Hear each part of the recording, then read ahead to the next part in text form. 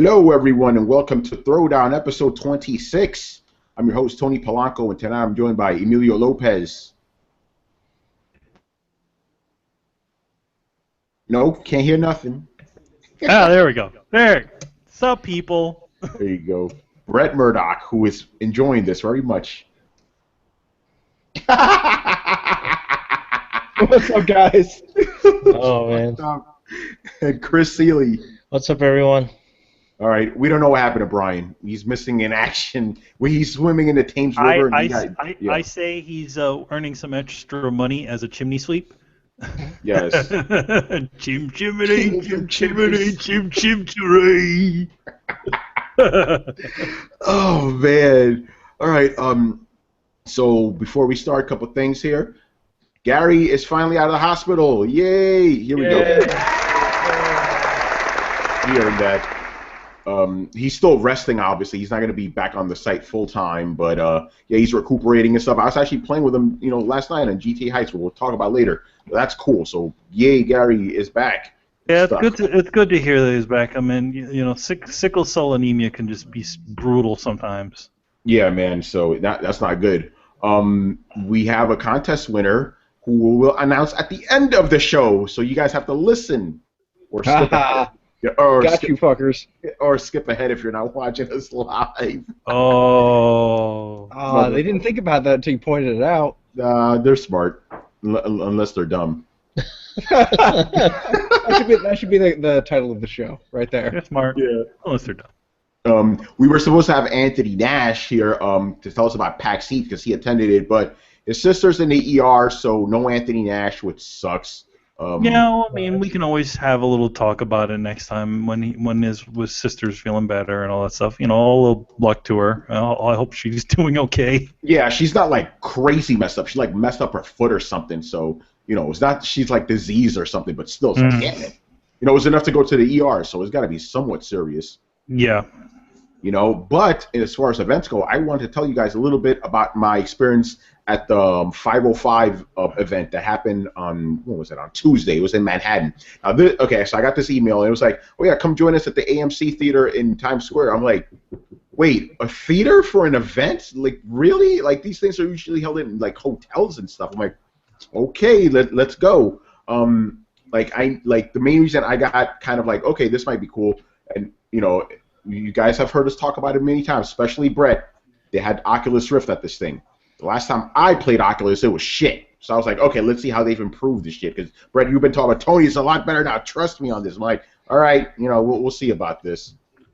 I remember talking to you the night before. Yeah. You were dubious as a mother. You're like, I don't know, man. I don't know. I have a feeling it's still going to be bullshit, but we'll see what happens. Exactly. So I saw what happened. Before I get to that, though, so we saw Payday the Heist. No, I keep calling it Payday the Heist. It's just Payday the Heist. Yeah, it's Payday 2. Brian is here. There we go. Hey, he's done with this British stuff. Brian finished swimming the Thames River, man. Mm-hmm. Stepping time is over, and now he's back. Manny said that you were cleaning chimneys.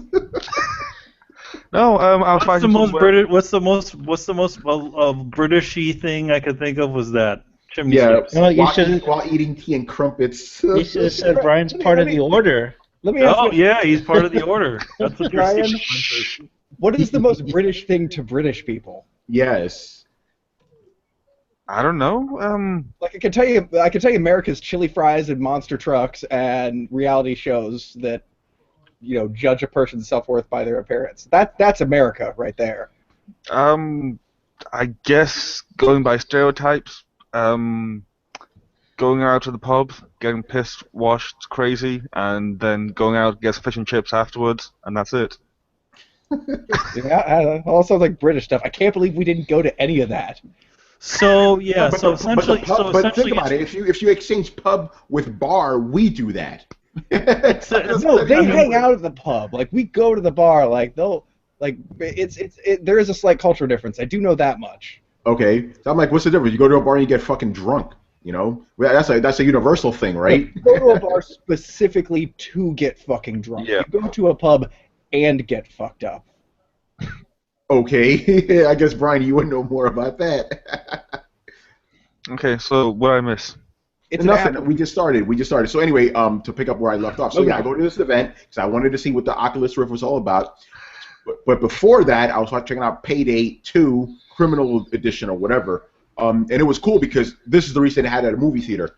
I got to play a game on a fucking big ass screen. Like, it was crazy, you know.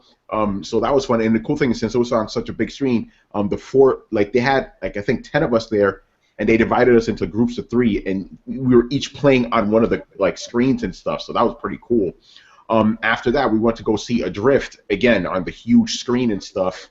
And Adrift, for you guys who don't know, that was like one of the few highlights from the Video Game Awards. It's that game where you're like floating out in space and stuff, and you're just trying to keep your air and all that stuff. Essentially, it's the Gravity the game. It's Gravity the game. So we were like, hey, this is pretty cool. And while we're watching this, halfway through, somebody taps me on the shoulder. I turn around. Hip Hop Gamer showing up late. I'm like, oh, here we go. He sits down. His phone goes off.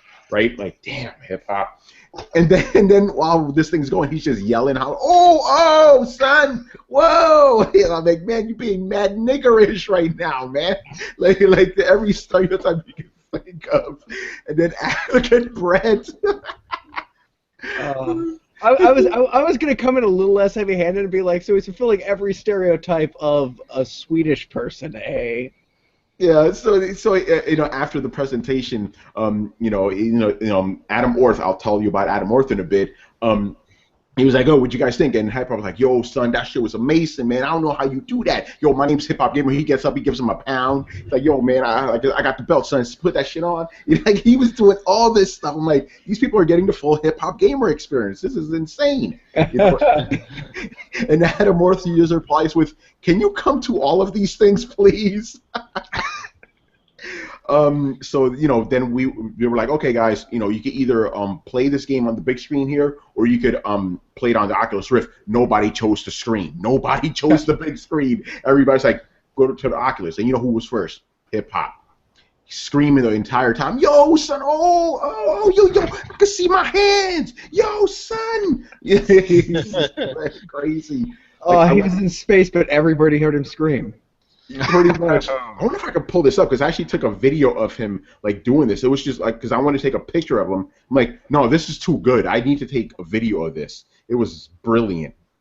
Let me see if I can find it. So everybody got their turn and stuff. Anthony was there. He Anthony Nash, who was. Hold on, let me see if this shows up.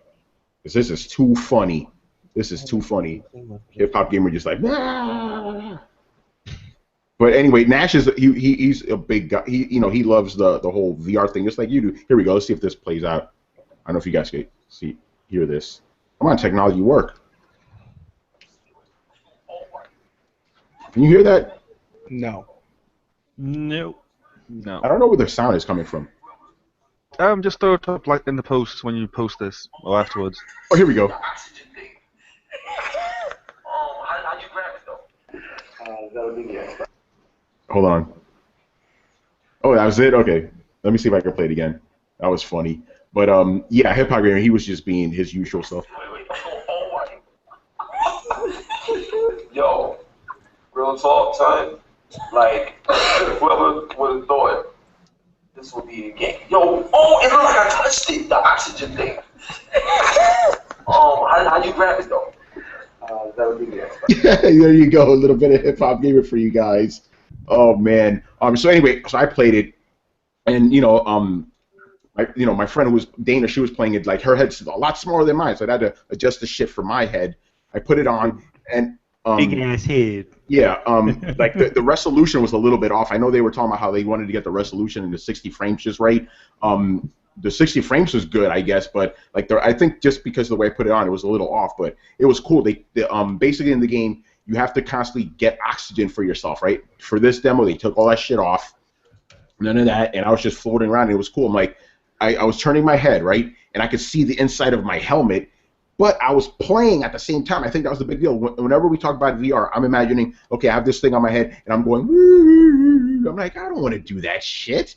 I'm like, okay, here's an actual controller, play it, and I'm like, it's cool. The only thing I was disappointed by, I didn't get that vertigo that everybody else got. It just felt natural. it's weird to say that, but it was like, okay, I'm floating in space. I'm upside down now. Whatever. This is cool. I played Dead Space. I'm used to it. You know. So yeah. Here's the thing. I think it worked because this game is actually a game. It's not some freaking tech demo. But with that said, I'm still not going to spend $300 for one game. You know, because I'm still a little skeptical about it. But if more games are like this, it'll work. And like I was telling Brett before, I don't see this really working well for anything that's not a first-person game. Like you discussed how it could work for a third-person action game, but even then, I think this is meant for a first-person experience. You know, as much as I think it'll work well in the first-person, and it'll probably work best that way. Remember when we first went to 300, like Mario 64, and they actually had to show you, like, okay, there's a cloud that's hovering with a guy in it, and he's hanging a camera from it, and you're actually controlling that guy. Like, it's just a concept that we're not familiar with. You know, every time we play a third-person game, we're hovering above a character, watching them and manipulating their movements. I don't see why you can't just kind of have, you know, with the Oculus Rift, have it be like a third-party experience where, like, you have a guy kind of below you and you're controlling him, and then you can look to the left and see, like, a wave of guys coming in. You'll just be this kind of disembodied camera hovering above a character the same way you've always been. I just think it's hard to comprehend right now because you haven't seen it in action. Yeah, exactly. I mean, it'll help in this instance. You know how in some games where you're trying to run and stuff, you want to move the camera this way just to see what's around you, but the instant you do that, your controls get switched around. So in this case, you could keep running forward and just go like that, you know, and see everything around you, you know. So yeah, I'm like, okay, this shit actually worked. This is cool. So I guess there's potential. I don't know if I owe you a game now, Brett. I'm not sure about that. But yeah, like I said, it's not. I'm not gonna spend money for it. But hey, Oculus Rift people, you want to send me a review copy of the machine? I'll take it. You know, no problem. I've been in line longer. A review unit or whatever. You know. I've been in line longer. God damn it! I will fist fight you, Tony. But yeah, that game worked out well. Now the other part is that I find interesting. Oh, go ahead, Brian. Ask questions. How much crow, Tony? Oh, a wing. Just one wing. Just one wing. Just one wing? Are you sure not like a whole one, two, like a murder of crows? No, not a murder. No, not a murder. I love that, Brian, by the way. Like, how many crows? Was it this many or more? And Brian sends me this picture of crows. You couldn't even see the sky. It was just black. Crows. Oh, by the way, I need to say this. I said I put this review up. I mean the preview up, right? And Tatiana and Stephanie, who are both from California, they're like, eating crow? What does that mean? And they were like, oh, it's like, is that like an old expression, Tony? Because I know you're older. It's like, Brian's your age and he knows the fucking expression. What are you talking about? You also could say you're eating your hat, or in this case, just the brim. Nah, man, because crow is like chicken, man. I'd rather eat that.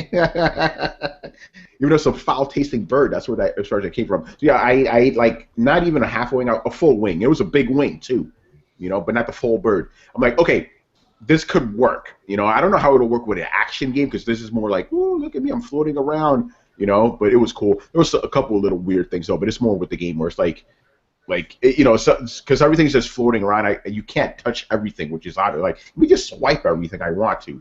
Dude, I'm ready for them to just plug in Oculus support into a bunch of games. Like, I want to play BioShock Infinite in first person. I want to play Alien Isolation in first person. Ooh, that'd be good. I want to play Dying Light in first person. I want to play Grand Theft Auto 5 in first person with an Oculus Rift. You don't even need to make the games. Just give me the fucking peripheral, and I will go back and replay every first-person video game I have ever played. And yeah, exactly. Doom, the original Doom? Yeah, I don't care, man. Like, it's a whole new ballgame at that point. Like, I've played it in, I've seen it played in Doom 3, and that game is old as shit at this point. Yeah, I'm talking original Doom. Yeah, no, I know, but even Doom 3, when being as old as it was, like suddenly it was a brand new game, and I was suddenly interested in it again. Like, I'd go back to the original Doom. I don't care. It'd be weird to see everything moving so realistically in a pixelated environment, but whatever. Yeah, let's do this. So yeah, that game, it obviously worked because the game was actually built with VR in mind. It wasn't just tacked on, but it's an actual game. You don't need VR for it, so it was pretty cool. pretty fucking cool. So we'll see where VR goes with that. Because again, I don't know. I don't have too much faith in these guys. This could just be an isolated incident, you know. Oh yeah, I'm sure the entire industry plus the combined research and development cost that Valve, Microsoft, it's just a fluke. And you know the billions of dollars spent on the Oculus Rift by the Facebook people. Like I'm sure nobody really thinks that this thing is actually going to take off. Well, it's not about that. It's just I need proof. I don't care how much ideals or like concepts you have. I need proof, and this was kind of proof. But that's just one thing. I need more. I need a couple more games for me to be sold on it. Understand? People are being sold on an idea. I don't care about ideas. Give me the actual. Tony, yes, because Tony in general is a literal type of person where if it's there in front of if somebody just is explaining it, oh yeah, this is so great. It's like, well, show it to me. Yeah. So I think that's why I'm not a religious person either. It's like, oh yeah, show me proof. Yeah, it's tough to show it. So like, Tony's played an Oculus Rift and he's played Alien Isolation. Why would you not be excited to play Alien Isolation in an Oculus Rift? Yeah, but let me play Alien Isolation in Oculus Rift, and I'll get back to you. I need to actually experience it. Understand? But see, that's the thing is, you may have that kind of like, and this is you're a microcosm for the average consumer. And this is a really good question. How do you get your average consumer who can't go to trade shows, who can't go and experience these things firsthand? Like, I don't necessarily get to play all of Alien Isolation or any of it before I buy it, even on the PlayStation. So how do you get some, like, in an industry where we're used to kind of taking people on faith and reviews and everything like that, like, what's it going to take for you, short of actually playing a game on the Oculus Rift that's awesome, to get you to do it? Or is it going to be one of those situations, are you going to be one of those consumers that you're going to have to go over to a friend's house, play it, and go, okay, I want one of these? It's a case-by-case basis. What has to happen. Yeah, that is it. If you really want to be sold on VR, you need to do that, yeah. In order for most people just think literally. It's like the way, they have to actually play it in order to understand or to even want to get into it. In other words, it's like, okay, virtual reality. Most people think, oh, virtual reality, Lawnmower Man. That was stupid. They think Virtual Boy. They think, that's for gamers. But I think in general, it's something that you kind of have to see in order to experience before actually investing. So does this lend any credence to what Microsoft was saying during their Xbox One launch, that you kind of have to force something onto somebody before they realize they want it? But it's not about forcing. It's about showing. Like, here you go. You have to, here you go, test it out. What do you think? No, yeah, you don't ever force it, because as soon as you start forcing things onto people, then they won't want it. You have to have it open enough for people to experience. This would mean putting up Oculus stations in different locations. Yeah, man, Best Buy reality shit up there, Yeah, in other words, most of the people who've ever played Oculus Rift have only gone to conventions, have only gone to to these press events. That's it. No normal guy off the street has played it. Yeah, so that's a good idea. If you want to get this into the hands of people, put them in stores, put them in Best Buys, put them in electronic stores. I'm gonna say put it inside a GameStop, but then those guys don't give a shit about that stuff. See? Yeah, exactly. That's not going to benefit them. So that's why. And then going back to the writing stuff. Yeah, I actually inadvertently got some people interested in VR because they've heard my shit about VR in the past. They saw what I said. Now they're like, oh shit, I got to try this now. So it is kind of about people you trust too. If you can't physically go out there, I haven't seen anybody I trust like talk about this shit really. So like, okay, let me try it myself. Yeah, Brad, I caught that too. Yeah, okay. Yeah, fuck us. No, not you guys. You weren't playing it. But we've been talking. Well, but we've been talking about VR for ages. Like I played it back. But like, when was the last time you physically played this thing? Not last year, but the year before that. See what I mean? That same thing with me. Brett, when was the last time you physically played that and I enjoyed it, and since then they've been making leaps and bounds since then. So.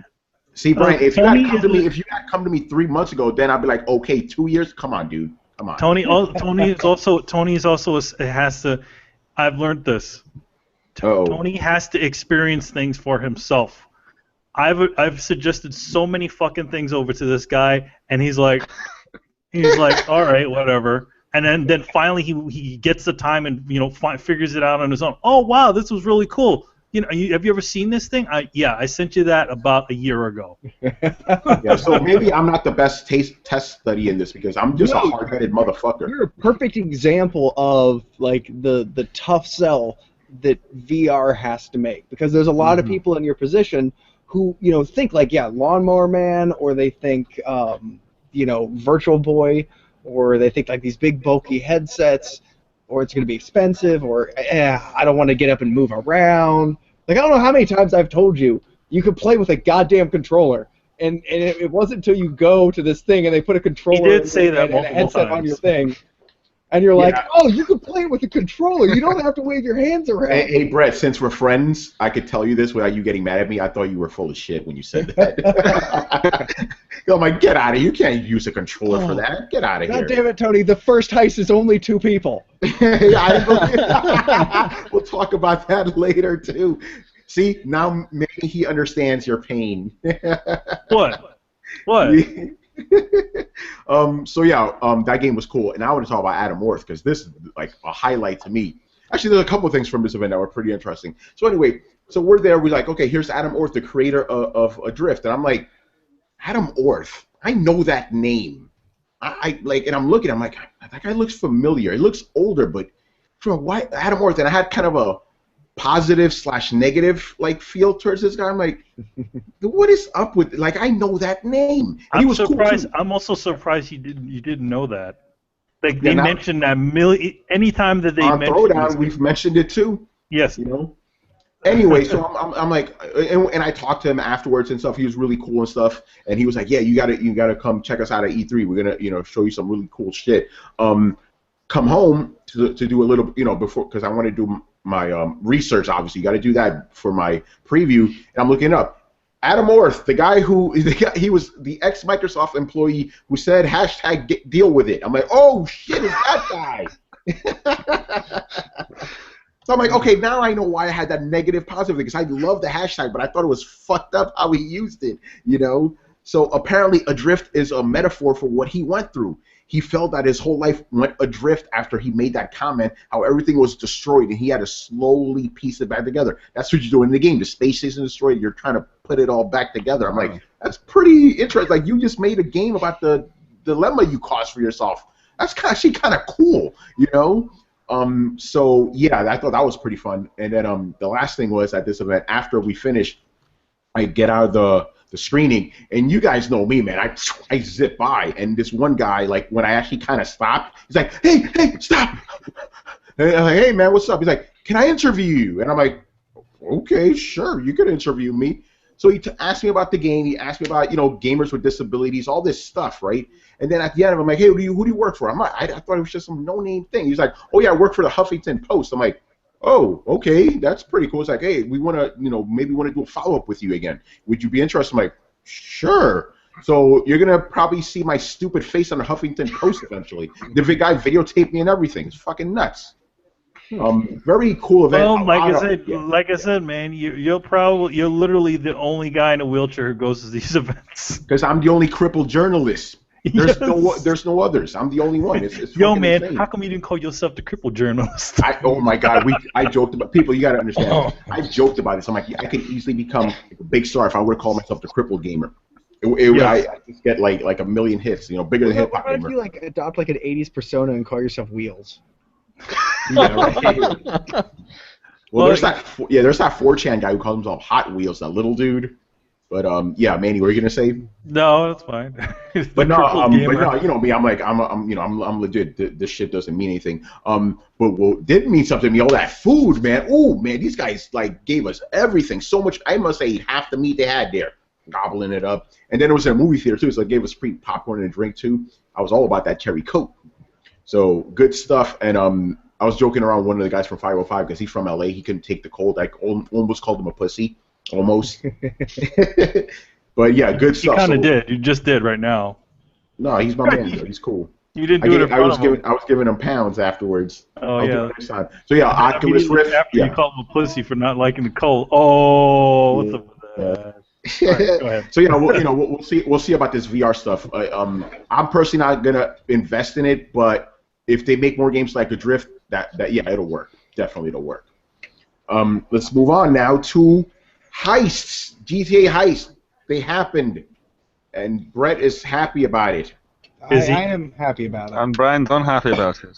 Yeah. Okay. Before we go on, because Brett and I were talking about this. We don't know. Do you guys have it now, PC dudes? You have it?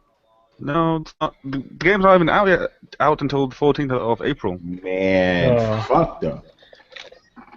But I do have a PS3, so I can download it whenever I get the time to. Yeah, what, there you you're go. gonna turn on a PlayStation 3? Has hell frozen over? Your hands will get dirty, Brian. Make sure you dust that thing off real well. It'll be like in there. It'll be like when Dracula grabs the cross and it melts in his hand. That's what will happen. Yeah. No, I think he'll pick it up and it'll like just crumble to dust and like blow away. It'll be fine. Like all I need to do is like just like stab some razor blades like in my eyes so that the bad graphics don't like affect me. That's funny. No, you need to get some purposely blurry, like blurry. No, actually no. You have to. Oh, you can't make it. Just rub some Vaseline like on my glasses and that's it. Like, Vaseline lens. Well, yeah, speaking about that, before we go on about Heists, I reviewed DMC Devil May Cry, right? You guys have always heard me talk about 60 frames don't fucking matter and none of that shit matters. I was playing it, the game on 60 frames for about 2 weeks now, right? And I needed to go back to the 30 frames a second one on PS3 because I needed to check something because I thought there was a glitch. And I noticed it. For the first time in my life, I actually noticed it. Like, whoa. Well, the thing about that sort of stuff is that you only notice it after you've played it on something else. But the thing is, that didn't happen with Metal Gear. Like when I played Metal Gear Ground Zeroes for about a month at 60 frames, I went back to the 30 frames one. I noticed it for about 5 seconds, then it stopped. But I think you said it right, Manny. It's because this game is so fast, you notice it more. Yeah. So, but I definitely noticed it. But then the funny thing is, I did a Polanco place for it. It's at 30 frames. It's not that bad. But I think it's because it's still at 1080p. And also that first level has a lot of shit going on in it. But I definitely did notice it. Go buy that game. It's only $40. I'm championing this fucking game because I want a sequel, goddammit. Buy it. $40. Has a bunch of shit. Dante's awesome. He's not emo like Brett thought. You can't be you can only be emo if you're whining and bitching all the time. You're not emo if you're just cursing the whole time. Dante is essentially me in this game, and I love that. You Great. should have said that because I was just about to say I think Dante's a bitch in this game. But he's not. The only difference is I don't think I would want to be in the same room with him because I think he'll chop my head off. Like the other Dante's just like fun, jovial character. This guy's like, yo, this dude is like a serial killer. He scares me a little bit. That's like the only difference. But he's not like, oh, so woe is me. He doesn't do any of that bullshit. But the game's awesome. Anyway, so Heists. then Tony, you ate the other wing of the crow then. That was like half a wing. Actually, So in general, you've eaten 2 crow wings. That's there you go. Tony has rendered a crow flightless this episode. Actually, you know what? Let's revise it. Let's just be safe, and you'll be happy about this, Brian. For the Oculus Rift, I ate a big crow, one, right? And for DMC, I ate half a wing. There we go.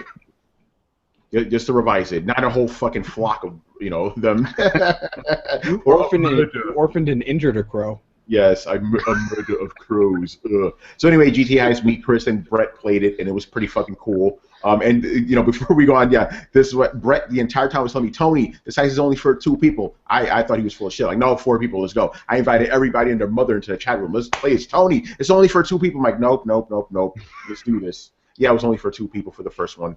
Sorry about that, Brett. I love the way you don't fucking listen, dude.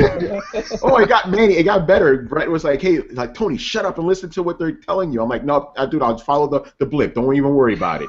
Dude, heists are complicated. You have to really listen to the setup because they're going to explain all the different jobs and when everybody has to do everything. So listen to what they're telling you so you can follow the plan. He's like, no, dude, it's cool. I'm gonna follow the blip. And it just starts talking to people. And I'm like, dude, listen to what you can't follow the blip, man. Hey, half the time it did work, but then when I got to the cameras, I'm like, how many of these motherfuckers do I have to shoot? It's 4, right? It's 4. Okay, there's 4 cameras now. But that was just our first mission. Afterwards, you have to listen because it gets complicated. Brett, remember that one mission we were trying to do? The one we failed that was at? the second mission. It was so brutally hard because you really have to like coordinate and stuff. If one guy fucks up, the whole shit goes off. And it didn't help that the servers were all fucked up too. It's like really everything has to be messed up tonight. That thing is merciless no matter what. I've seen on Reddit like posts of people like getting all the way to the end and like the helicopter touches down and then somebody will be parachuting in and catch the rotor blade. It'll murder them just instantly and everybody fails the mission. Or they'll come down. So another one where the guy came down, like, here's the beach. The guy comes down just the right of the beach, smacks into the rocks, tumbles into the water, and dies.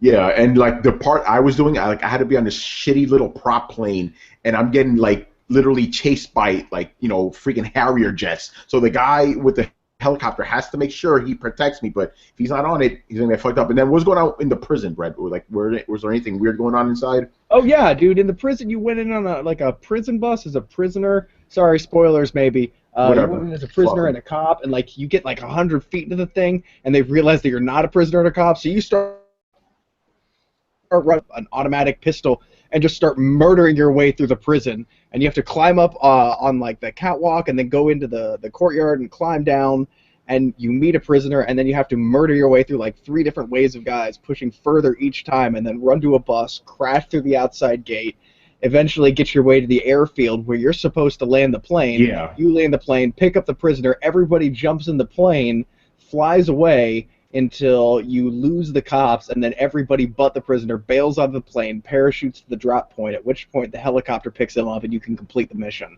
Yeah, we didn't get that. We got as far as the prisoner, you know, like he got into the plane and then the shit fucked up. Here's the question I have.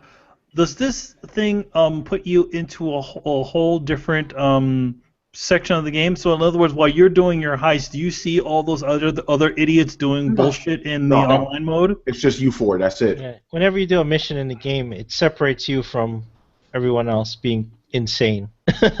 You don't need to deal with these fools. Chris, what about you? Because I know you did one that was really nuts too. Yeah, I did the Pacific Standards heist, and the end of that requires you to be on motorcycle and drive literally from the bank all the way to the north part of the map. So you're going like, I don't know, 5-6 miles north, with cops chasing you, flying out of everywhere, roadblocks are shooting at you, and you're on a fucking motorcycle. And the thing is, you have to ride these motorcycles because at the end of the chase, which takes you up the mountain, you have to drive... Mount Chiliad, the biggest mountain in the game. Yeah, you have to go up the mountain, and you have to jump off of it and then parachute to your boat, which is way far away out in the water, and then land on the boat and keep going. That mission was freaking hard. We restarted that like 8 or 9 times. Did you at least succeed? Yeah, we finished it. It was like... Brad and I didn't get that satisfaction. No, we did not finish ours. We did not. We couldn't figure out what was wrong, and that like I think the problem, Tony, was that everybody was supposed to get in the plane. Yeah. And then when you took off without somebody in the plane, it failed us. Oh, that's what happened. Because I'm like, is everybody getting in? It's like, oh, the prisoner's in. Fuck it, let's go. Yeah, but we kept getting this weird thing like we'd get to the end and some bus would get intercepted or explode, and we're like, the fuck bus are you talking about? Yeah, because it wasn't very clear on the instructions, you know? It didn't say, all you motherfuckers get in now. It's like, escort the prisoner. I'm like, okay, I got the prisoner, let's roll. It might have been clear if we listened to the instructions in the beginning. I ain't got time for that shit, man. But the game did fuck up on us, too. So it was like our incompetence and the game fucking up. It was just bad. But tonight we're going to do it, Brett, goddamn. We will do it. By any means. Oh, yeah. I got my Hind D now. Chris, you're getting, oh shit, the Hind D, son. It's a Hind D. Hind D. It didn't help that this guy was trying to do it for the first time on hard as well. Like, dude. Yeah, it's like, why? Like, can we do it on normal just to get him out of the way, and then we'll go to hard? Like, isn't that the way you're supposed to do it? No, he probably wanted the max payout. That's why. Yeah, that's fine. But if you get more payout if you do it twice. That's true. Here's the question also. How many of these heist missions are there? About 5, I believe, and they're going to add more. That's not too bad. But the thing is, 5, and they're really, like, intensive. Like, you know, they're not short, so... Each heist is at least 2 to 3 missions. Yeah. So they're very involved, yeah. Yeah, Pacific Standard has 4. I don't suggest doing it for money. Only do it to get the Hind. Like, I do not want to do that fucking heist again. It's super long. And they also added a bunch of stuff like, you know, new costumes and stuff, new vehicles. really good shit, man. Like, even though they can't get their servers working on the first couple of days. Yeah, but they're up to the 3-hour patch maintenance last night, which I think they added new servers. Good, yeah. It's like Rockstar, man. Get some new servers. What the fuck? But yeah, I like it. So we will be doing that. And I'll probably have we already have a video for you guys up on the site. We'll probably have another one next week. Good shit. So then, would you say that the heists are worth the wait now that they're out? I would actually say yes. Like, it's still like, come on, man, we had to wait this long, but yeah, I would say they're worth it. They're really fun. I'm definitely gonna be playing more Grand Theft Auto now, for sure. I imagine they had to rewrite a lot of the source code or engine code. Yeah, like what happened was that what happened. They said the reason it took so long is because every time they thought they were done, something would happen that would break the entire thing, and they needed to do it all from scratch again. Like, literally from scratch again. So that's kind of crazy, Well, and also they were having trouble finding a formula where, everybody had an important job and everybody had fun and everybody was constantly doing something. So now that they've got that under their belt, hopefully they'll be able to kick out heists a little bit quicker. Although I don't know that did they say that they're making more heists or not? Well, they're all assuming this. No. So somebody told me that they will have more heists in the future, but yeah, I think if we're gonna have more heists, it's gonna take a while because remember, they all have cutscenes. They're pretty long cutscenes too, and they're all really involved. So if we're gonna get heists, it probably won't be for a while now. It probably won't be that many. Yeah, one of the things you want to realize about heists too is because everybody has a different job. In order each of the heists 4 times.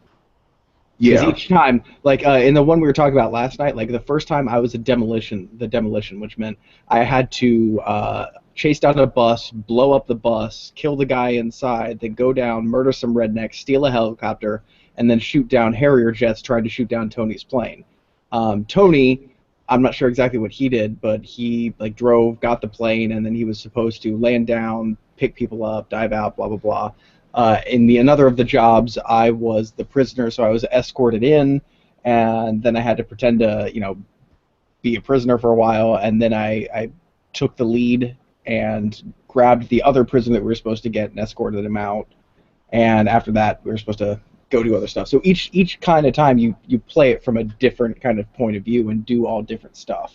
Yeah, even one mission has a lot of replayability if you think about it like that. So 5, that's actually not bad, So yeah, I would say it's definitely worth it. Definitely worth it. That's what I'm going to be playing for the rest of the month now.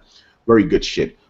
Anyway, let us move on to our main topic here, and I hope you're nice and fired up, Brett, because you were pretty angry before the show started. Yep. It's always the same site, too. It's always the same site. So Arthur Guys from Polygon, that site sounds familiar. Yeah, sometimes we talk about them. So he posted a picture of this lady from Overwatch, right, who essentially looks like Vasquez from freaking Aliens, and he's like, this is a sign of things moving forward, this big butch girl, right? Here's the sign of things going backward, this big-breasted bitch from some game. I think she's from World of Warcraft. She's from, I don't know where she's from, but this guy, Michael Hartman from Frogbite Entertainment, I'm forgetting the name exactly, but he was like, wait, how can you say that? Like, don't you want diversity? And Arthur, in his typical fucking condescending tone, was like, oh, not when that diversity is alienating. It's like, no, like, you should have whatever you want. The conversation went on and on and on. Arthur being a bully as usual, and this got me thinking. This goes back. That's why we have the freaking girl with the big tits on the featured image. It goes back to Dragon's Crown, and it's always happening. It's like, who the fuck are you guys to tell the developers what they could do with their art? It's like okay, a consumer I kind of get because they're paying money, but if you're a journalist, just cover the fucking news. Why? Who the hell are you to tell them that shit? I think in general, people, this is the age where anybody can say anything about anything, and not reap and don't think about the consequences of what they say. As a when you see this situation between Giles and this developer, it's like, number one, this developer has over 20 years of experience, so he pretty much has a good idea as to what sells and what people might want to play. So Yeah. what gives Arthur Giles the right to say what is a design flaw? Yeah, exactly. And also Like, you're the not a also programmer. Also, this developer also mentioned that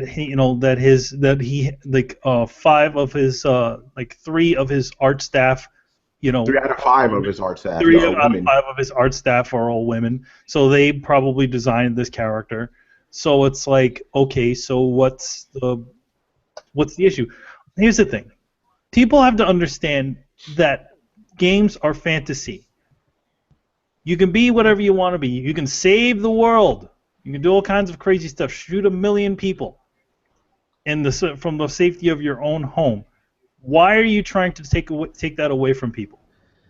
Yeah, if they because want to he wants more realistic characters or whatever. If they want to play, if they wanted to see realistic people outside, see realistic people, they could just look out the fucking door or out of the window or walk out in the street, and you'll see a bunch of normal-looking people. The biggest MMO, life. Well, I don't understand what defines a realistic.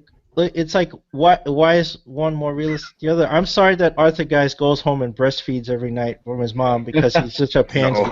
But he needs to realize that the rest of us drink beer and enjoy alcohol, and we all grew up, and we all like different things. And I'm sorry, but sometimes I look at fucking Hollywood and Playboy. You know what? Those girls look pretty good to me, and they're fucking real. What is with the war on boobies? Like, what is with the good, wholesome, unadulterated love? What's wrong with good, wholesome, unadulterated love of boobies? Like, there's nothing wrong with boobies. Boobies are life, man. Come on now. Women and men love boobies. Like, yeah, like, it's just, okay, like, even in the first picture that he posted that's one step forward, she has this weird armor, like, and these huge boobs, and, like, the armor is molded to have boobs. And anybody who knows anything about any kind of armor knows that creates a pressure point at the sternum, that these, like, 5 pounds of pressure would crush her sternum and kill her wearing that armor. She is more of that is not armor, that's a fucking weapon bolted to her chest. If you're so interested in realism, then just don't put boobs on your armor. It doesn't make any fucking sense. Like, don't preach and then go half-ass about it. But the real thing about it is, artists want to draw pretty girls. Artists want to draw big beefy guys. Artists want to do these things. People want to play these ones. A lot of people want to look like this. I'm sorry, if you ask, here's the cold hard truth. If you ask a lot of people if they want to look like a character from a video game, fuck yeah, I want to wear a big crazy scarf that goes up to here that unnaturally flows 6 feet behind me when I run. Like, I have big, like, fucking spiky white hair. Like, fuck yeah, everybody wants to, like, be that kind of person. Nobody wants to be an exact representation of real life because real life is fucking boring. Thank you. Well, exactly. Here's the thing. I don't know why Michael Hartman didn't bring this up to guys when they were going back and forth, but guys should just shut the fuck up. If you don't like the show, change the channel. That's a great quote that my friend said. You don't like the show, change the channel. You don't like what's going on in the game industry, go fucking photograph Amish women and write about that. If you don't like what's going on. He does bring it up, and the conversation kind of degrades into, like, go somewhere else, watch something else. Variety is a good thing, and his basic Geist basically is arguing that the fact that, oh, this is a step backwards because there's so much of this in the industry. To which Hartman, yeah, Hartman is saying variety is whatever. Variety is a good thing, but the variety doesn't mean that you can silence the one voice that you don't like and make that not an option. That's when it's not okay. Here's the other. But Brett, that design was depressingly common, and I love his response. Like, no, depressing is kids in Africa starving. That's depressing. Titties are not depressing. What the fuck? Also, the other thing about it is, like. Oh, I totally forgot what I was going to say. Oh, well. Sorry about that. But I have to get that in. Just like, come on, man. Really? That's depressing. It's like, no, the kids in Africa starving. That's depressing, not titties. Come on now. Okay. Also, I know I've said it again, but I feel like I just need... Get on that soapbox. But I need to say it again.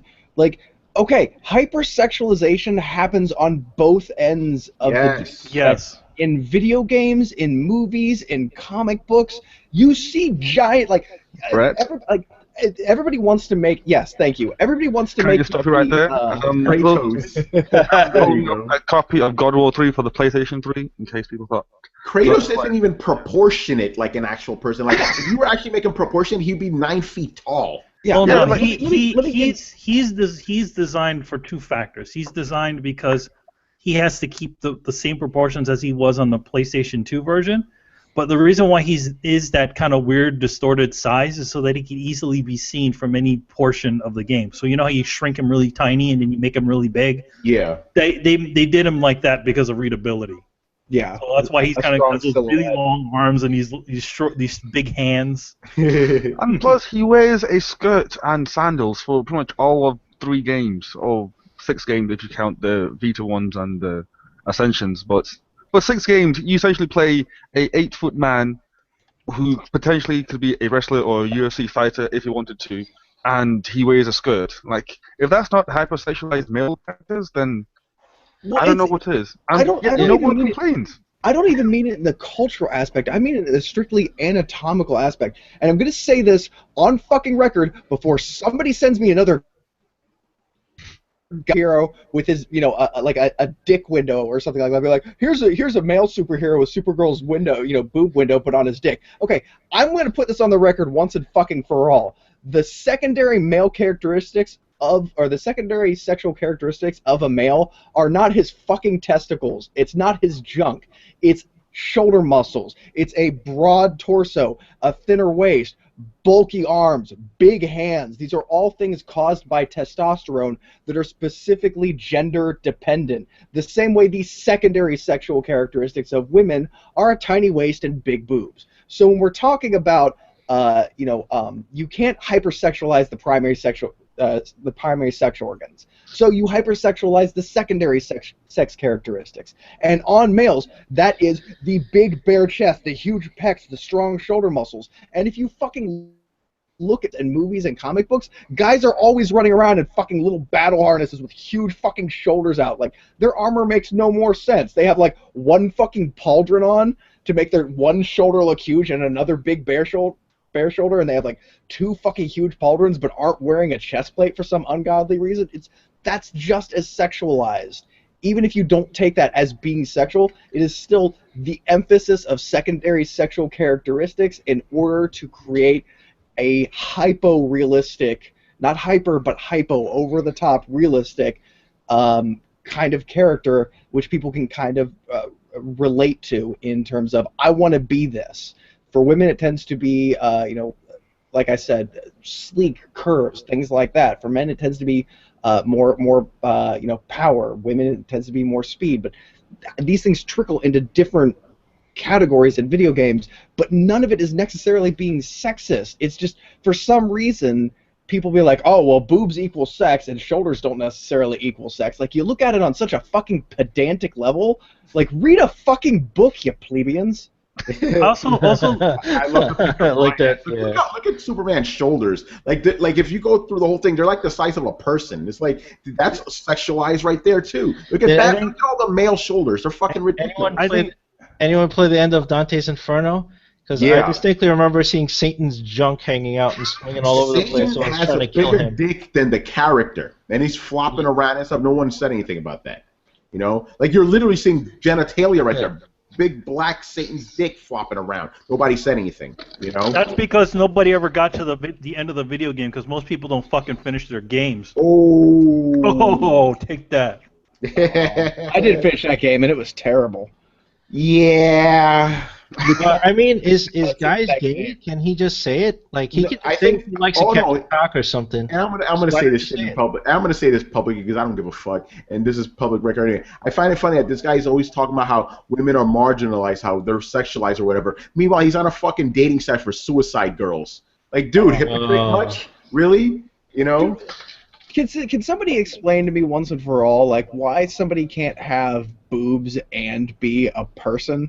Like, why? Like, Beretta's a great example. Like, that chick's a badass. She's smart. She's strong. Beretta? Or Bayonetta, excuse me. Beretta, Smart, she's strong, man. she's tough as nails.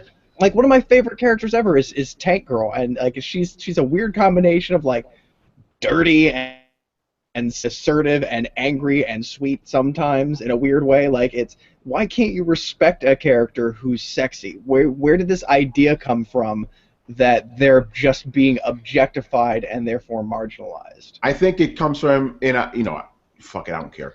This guy is obviously sexually repressed, and I think that's where all this stems from. Maybe he's just gay. Just be real about it, dude. It's okay. It's okay if you like men. It's just fine. Yeah, that's fine. You don't like to see women? Don't complain about it. Yeah, and then go ahead, Manny, before you forget. Oh no, go ahead. I already lost it. No, you already lost. It was like on Chris's point, they make WWF games. What happened, Brett? I said to Chris's point, if you don't want to see women, they make WWF games. Oh wow. There are women in them too. Oh, there are, aren't there? But yeah, it's the whole idea of like, oh yeah, I'm a video game journalist. I'm going to tell you what to do now. It's like, okay, listen. First of all, if you want to call out a company for a bad business practice that's fucking people out of money, yes, please call them out on it because it's fucked up. For titties, no, come on, I'm sorry. Like you're basically telling the artist, do this because it offends me in a small sect of people. Isn't he the same asshole who complained about the kiss kill thing in Shadow of Mordor? Was that him? That wasn't. I don't think that was him. But there was another Polygon guy. But I know he didn't like it either. But it's like, wait, why is that upsetting you? Like you haven't even started the fucking game yet. Oh, how could the same button to kill people be the same people to kiss people? That makes no sense. Dude, these are the same people that got super pissed that like you have sex in the God of War games with women that had no backstory. They don't understand the fucking concept of nuance. Like about the two naked whores in your bed. It's about the idea that you're powerful and wanted and have everything material that a man could gain, but you're still unsatisfied. Did that fucking ring true to anybody who had a problem with that? Like, he was still unsatisfied. He didn't care about the hookers at his bed. He didn't care about the lavish furniture around him. He didn't care about any of it because he couldn't connect with anybody on an emotional point because his family was fucking murdered. That's why he didn't care about the whores. Yeah, he was angry all the time. Yeah. It's a very clear narrative that people want to be like, oh, well, he's having sex with women, therefore it's bad. Like, what? Did you pay attention to the story at all? No, because they need something to be offended by. That's the thing. A lot of these people, that's what they do. They look at something. They don't look at it for what it's presenting, right? They look at it, hey, how can this offend me? Then they find out one thing and then they go off, because I don't know where this like outrage is coming from. This what's it? Yeah, I don't know. I don't get it. I don't get it. And it's like a recent thing within the last 15, 20 years, where it's like moral outrage. That's the word I'm looking for. Like everything is morally outraged, and I have to stand up for it. It's like, wait, really? You can't just enjoy a piece? How about actually reading or watching the fucking story and seeing what it's trying to tell you instead of what you're injecting into the shit? How about that? Yeah, put away your triggers and try and figure out what the fucking artist is trying to tell you. Man, I want more triggers, man. This is it's a trigger warning. Please have more triggers. I'm going to quote Suicidal Tendencies. If you're offended, you needed to be fucking offended. Ridiculous. Well, I love it how Hartman put it in perspective, man. He's like, starving kids in Africa is depressing. You're depressed because you don't like a fucking design. It's hilarious, man. Yeah, and he called him childish. That's pretty childish. I'm like, thank you, because he is. And I love this, that somebody finally called out Polygon on their bullshit. Because they do this all the time, and like you said, no one questions them. Somebody finally questioned them, Yeah, nobody, because they're the little sweetheart, they can do no wrong, right? Back to your point, Tony. Like, I just kind of want to say, like, where the fuck does he get off? Like, you're a game journalist. This is a developer telling you what the consumer, the people who sign his fucking paycheck, the people who have been a part of his life, the people that probably helped him buy his house, buy his wife's engagement ring, put food on his family, all of this shit. Those people, people are perfectly fine with what he's doing. You know what he's doing? Some jackass who sits in his fucking ivory tower throwing stones and fucking causing trouble, trying to cause it the biggest uproar so that he can sell you fucking packs of Skittles. That's the motherfucker who's trying to call you out. So how about you butt the fuck out of something that it doesn't fucking matter to you? You want to figure out something. You want to criticize something. How about you fucking criticize journalism? Because at this point, it's looking not only stupid and childish, but pretty fucking pointless from your point of view. It's hilarious that he calls him out. He's like, my design team is 3 out of 5 are women, and they designed this character. Guys had no response to that. It's like, hey, guess what? Women draw sexy women too, guys. Wow. You're not understanding the problem here. The Or problem is is it? Like him. Bayonetta was designed by a female? Because or he is something like that? also he is also under the assumption that there are only 4 women inside of the game industry. Yes, Yes. there are not a lot of women in the game industry, but that doesn't mean that they're not there. A friend of mine who worked as an intern works on the Call of Duty franchise. She is a lighting person over there, but you're not going to see her name on there because she's not the director of the game. What about friggin' the lady who wrote Uncharted? Yeah, Right? Amy Hennig. But here's the thing, Amy though. Hennig. If you beat any game and you look at the credits, there's women all over the place. Exactly. You know? They So- just the women may not be. Okay. You don't see as many female directors, but that eventually you'll see that. I definitely think you see that. I think you're right about that. It's like, a lot of people think there's not a lot of women in gaming, and there aren't, because they're not up front in your face. But in a workforce, yeah, there's a lot of women, But this guy believes there's only a couple of them. There's also women artists, and then I'm sorry, guys, you don't get to define what reality is. This is reality gaming, and this is not realistic. Who the fuck are you to talk about realism? You open up go watch a porn or something, man. Yeah, go back to the Suicide Girls dating site. Try to see if you can get laid, man. Come on now. To all those that say that, it's not a realistic portrayal of women, I just say to them, like, look, the tools are out there. Go out, start a Kickstarter fund, raise $1,058,922, and make your own damn game. Yeah. Okay, to those out there who want to say that this isn't a realistic representation of women, if you got a realistic representation of women, and I'm not just talking like a typical American, I'm not talking about waist size at all. I'm talking about if they I'm sure some of you have been in life drawing classes before. Like, real women have a lot of curves that they don't take the time to put in video games, and if they did, they'd be accused of heavily sexualizing a character. Oh yeah. That's true. Like I mean, in general, I draw my women a little bit thicker than the usual kind of superhero women, and actually I got that was from one of my books called The Death Princess, and I got a bunch of comments from ladies who are like, oh wow, she actually has a waist, Yeah. Well, yeah, I mean, women have curves, and women have, this, like, to Hartman's point, there's a lot of variety. There's all different body types. I don't know what guys considers it. Maybe he wants androgynous-looking characters. I think that's what he wants, man. Female. I don't know what he wants. Play a Final Fantasy game. They have that. The character that he showed, the weird thing about it is, it's not even a realistic-looking female. From a very technical point of view, it's a highly female character that has both hypo-realistic female and male sex characteristics. Like, she's got big boobs, she's got the thin chin that comes huge stocky legs. Like they intentionally crammed in male characteristics, so it just looks like your typical video game Barbie supermodel that got a heavy dose of testosterone as well. It's weird, and it's the furthest you can get. It's further away from realistic, not closer to it. Yeah, so he's being a massive hypocrite right now. It's like, you want realism, yet you're praising something that's not even realistic. What? I don't understand how these people could justify the shit they say in their own heads. You know what I'm saying? How do they rectify that? It's they say this way more realistic than this whatever space thing that it is. I've seen more women that look more like the unrealistic one than the realistic one. And you're right about that. As far as the way real women look, most real women look, like you expect, with the thin waist and the boobs and stuff. If you were to draw that, they'd probably get offended.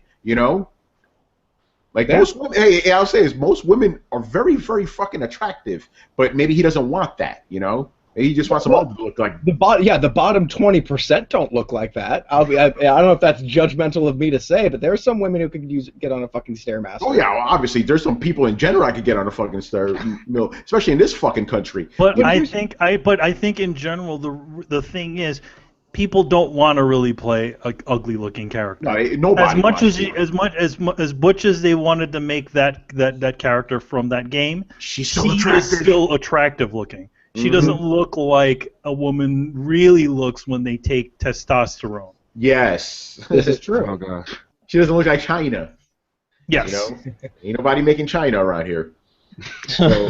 and because there's this battle that's happening because there's there's these side of people that want to make everything, nice and PC and all that good, all that other silly stuff. But at the same time, there's also the other side, which is the majority who buy games that have attractive-looking characters. Exactly, just like this dude said, like Hartman said, it's like, hey, this is what people want. We're just giving them what they want. I've been doing this for 20 fucking years. Yeah, so what if he added 2 characters? Let's add Honey Boo Boo's mom and a Victoria's Secret model, just for variety's sake. Which one's less real? Yeah, exactly. It's insane. Exist. Yeah, they both exist, guys. They both exist. It's insane. I don't know what else to say about this. I'm too angry now. Here's one thing I want to point out. Nobody wants realistic representations in video scene. Like, I'm just gonna go real not PC here for a minute. I have some friends who are just big fat guys, and they like having the ability to customize their body type in a video game. But I've noticed this. In the video game, when they pick something, they'll make a character that looks roughly kind of like them, but they'll never pick the really big fat guy with the pot belly. They'll pick a stocky guy with huge fucking shoulders that kind of stands like a strong man. Yeah, he'll have a little bit of a gut, but he'll be, very strong, very athletic looking. And they'll kind of transpose like, yeah, this guy's like me. He's a little bit bigger. It's like, no, if you wanted him to look like you would have picked the big fat fuck in the corner. The bottom left option. I saw you graze over it, and I saw you dismiss it. And I know why, and you know why, and everybody in the room knows exactly why. Because nobody wants to play a big fat guy. And there's nothing wrong with that. Like, that's the thing I don't understand. There's no shame in saying, I would like to be a little bit better. There's no shame in, like, having a goal, having a role model, having something to be like, I'd like to be a little bit more like this. You don't always have to feel great about yourself. It's okay to have goals, aspirations, that kind of thing. Isn't that the point of role-playing in fantasy? Like, you can be He-Man? Exactly! You look like He-Man. Sure. Yes. Why the fuck not? I'm not a blonde white dude, but, in a game I can be. Yeah, and there's nothing wrong with, like, feeling like what would it be like to be, Hercules? Like, there's nothing wrong with, playing with that idea and enjoying the idea of being a giant half-naked guy with a bear strapped around his shoulder punching people half a mile away. Like, that sounds awesome, sure. I'm down with that. This weird idea that you can't embrace any other identity other than yourself, otherwise you're feeling bad about yourself. It's just... Like, and I don't understand from the sense, like, my GTA character's a female. Like, I have no association with my characters whatsoever. I like to build theme-type characters. I built a tank girl-type character before. Any of you fucking get on me, but like, oh, you just want to look at a woman's ass for the whole time. Like, I love tank girl. I wanted to build a psychopath, little blonde girl that blew things up. Like, that's my thing, man. So just for the record, I always make them female, because if I have to stare at an ass, I want it to be a female ass. I've always said that. The only thing, but I always like, hey, I want to make like an attractive woman. I'm never gonna make some ugly chick. I'm like, I don't want to stare at some ugly chick. Just like I'm not gonna stare at some ugly dude. Who wants to look at that shit? By the way, Brett, when you were telling me that story, I was like, I had this big smile on my face because I have a buddy who did that. I was playing Sunset Overdrive. He made his custom character. I'm like, he's like, yeah, it looks like me. I'm like, no, you're this guy's like 200 pounds lighter than you. What are you talking about? Like the dude looks like the Big Show. But yeah, ain't nobody trying to play at some or look at some realistic character. Get out of here. Only maybe he does. Maybe a small sect of these people, like they would want that, but nobody else would buy these fucking games. I could see, I can understand if you want to have a realistically character, but still, everything we have out there, from movies to TV to video games, is all idealized versions of people. Manny, remember when you were complaining about how everybody in movies is too pretty now? Yeah, there's everybody. In fact, it's kind of out of control now. There's no good like background character actors. Like, there's not that. Like, you watch a movie from like the 70s or the 60s, you always see these kind of, even in the 80s, you always kind of see these kind of weird looking people or some, just like a different bunch of people. Now everybody, even the people in the background, are a bunch of fucking supermodels. Yeah, exactly. Cause, why? Because that's what people like. That's what people like, but nobody really cares about background people. You can have a couple of people in the background looking normal. Yeah, right. You don't only to have six-pack abs. Yeah, it's like you watch Arrow or The Flash. It's like, damn, everybody's looking good in this. Really? Okay, but. Well, you look at Hicks, not Hicks. You look at John Connor. Not John Connor. The original John Connor. the other Kyle Reese, the way he Kyle looked Reese, in the original film, he had his shirt off. He didn't have like fucking a million abs and all that stuff. He just looked like a normal dude with his shirt off. And Arnold was the guy who was jacked out of his mind. And now look at the new one. You look at the new one. He took off his thing. He's like, dude, when the fuck do you get to do all that exercise? In between Pilates. He's weightlifting Terminators. It's insane. Again, but again, that's what people want. They don't want to see regular people. They want to see, pretty people. And authors shouldn't say that's wrong. That's just what people like. Again, it's the whole hubris thing. Who the fuck are you to say that shit? I don't want to go on this anymore. It's pissing me off. Fuck Arthur, guys. Yeah. Go ahead, Brian. Finish it off. I'm gonna say that to his face. Yeah, I should say that. Yeah. Oh, I actually would say it to his face. I'd tell him to fuck off. He's an idiot. He's an idiot. Like he has no right dictating what other people's art should be. It's like art is like a free medium. Like if you want to make your own art, then do it. Like no one's stopping you. Like no one's oppressing you from making art, are they? Manny, is someone oppressing you for making art? No. Yes, I'm being oppressed right now. Sorry. I mean, right now they're trying to. It's like you throw up like how many Metal Gear things like every week? Like geez, like last one was of Raiden, and then you did that Snake with the Order thing. That was pretty cool actually. So yeah, it's like just like if you have a problem with something, then go out, then do it yourself. Like go out and make your own game with normal looking characters and good plots and plots that you want to do. Like that's what most people did. Like that's how we get the games that we get now.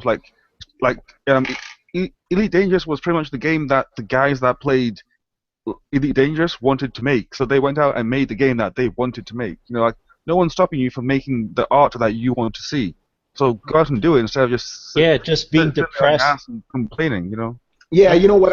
That's the main thing I want to say in this. Like, you know what? Let the developers do what they're gonna do as far as the art goes.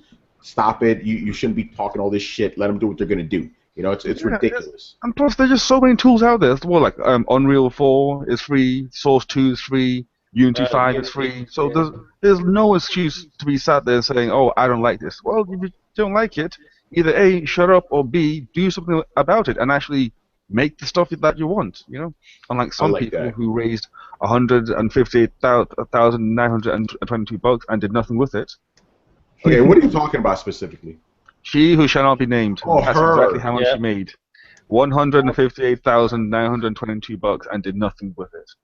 Can I ask why? Like, isn't there somewhere better to spend your time? Like, if you're gonna pick up this particular flag, isn't there like anything Miley Cyrus is doing? No, but you know why? You know why they're doing. Well, it. I can answer that. It's because that they are too lazy to actually do something about the actual problems in the world. Yep. They rather just sit there and be like armchair activists and say, "Hey, I don't like this, but because because going out and campaigning against starving kids or slave trade or women trafficking, I'd rather just sit here and complain that video games look too sexy because my life sucks." That's pretty much it. Yeah, exactly. I could go on about this, but yeah, the thing is, you got to understand something about these guys, like people like that work at Polygon and Kotaku.